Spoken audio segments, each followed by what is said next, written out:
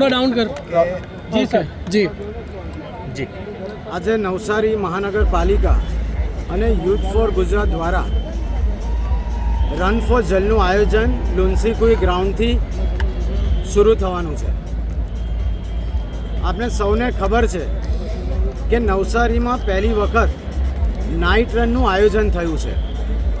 અહીંયાના નવસારીના લોકો પણ ખૂબ ઉત્સાહિત છે, કારણ કે ફક્ત 4 દિવસમાં જ 5000થી વધારે લોકોએ રજિસ્ટ્રેશન કરાવ્યું. અને આ આયોજનમાં રન સાથે એક ઇવેન્ટ પણ જોડવામાં આવી છે, જેમાં બોમ્બેના એક એક્ટર પૂર્વ મંત્રી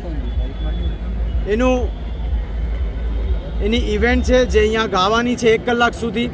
અને એના પછી જેમ નક્કી છે 10 કિલોમીટર, 5 કિલોમીટર અને 3 કિલોમીટર, એવી રીતના 3 અલગ અલગ કેટેગરીમાં અહીંયાથી દોડની શરૂઆત થશે.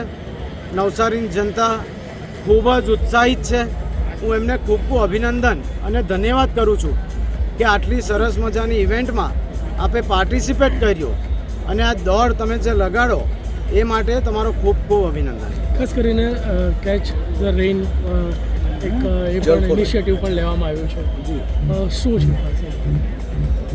આપણા ગુજરાતમાં ખબર ને કોઈ પણ ઇવેન્ટ કરીએ તો એમાં કોઈ પણ સારો કોઝ લોકો જોડતા હોય છે.